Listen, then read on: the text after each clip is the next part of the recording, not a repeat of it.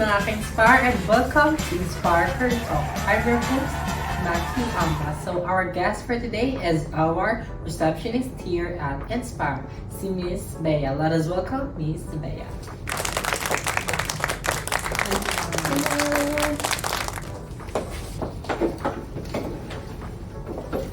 So, ma'am, kamusta ka naman po here sa Inspire?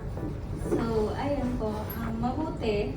And, ayun na, palaging masaya kasi, ayun, may mga employee na laging ganadong pumasok. And, ayun na, bilang isang receptionist, front desk, is lagi ko silang nakikitang nakangiti. And, ayun, na ginigreet.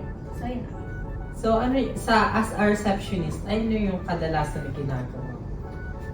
Being a receptionist, so, ayun, di ba, yung role natin is to welcome and greet the visitors. And hindi lang yung visitors, kundi yung lahat ng employees sa company natin, which is in Inspire. And also, my role is to maintain yung mga tasks dito sa office. And ayun na monitoring the attendance and wait time ng mga employees, and also yung mga pumapasok dito sa office, like yung mga deliveries, emails, and yung mga tasks na ginagawa dito sa office, like admin. So, sa pagpasok mo here sa Inspire, as Inspire yung pangalan ng ating company, sino yung inspiration mo sa pagpasok? So, my inspiration is, di ba, number one, family, and yung dream ko, di ba, yung pangarap ko. Kasi yun naman yung goal natin dahil nagtatrabaho tayo, di ba, to growth. And ayun, para lalo tayong mag-gain ng experience. And ayun na, lalo tayong guma sa buhay, di ba? So, ayun. So, ano yung masasabi mo sa ating company? Or yung feedback mo sa ating company? Sa company. So, being a receptionist for almost 4 months or 3 months, ang masasabi ko is, ayun, yung company natin is puno ng joy. Saying nga, di ba?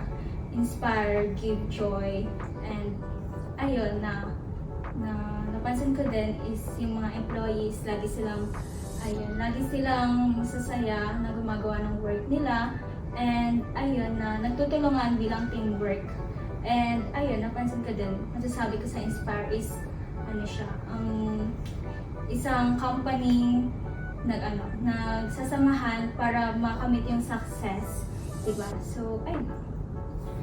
So, meron ako dito icebreaker or parang fast talk. So, sandals or sneakers? Sandals. Pantry or CR? CR. Beauty or brain? Brain. Coffee or tea? Coffee. Hot or cold? Cold. Tall or short? Tall. International or local? Local. Lights off or lights on? Lights on. Nakaupo or nakataya? Nakatayo. So, that's all for today, ma'am. Thank you po. Thank you. That's all for today, mga Inspire. I'm your host, Maki Amba.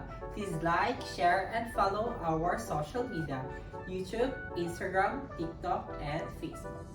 Inspire Next Global Inc. and Inspire Holdings Incorporated. Thank you and God bless.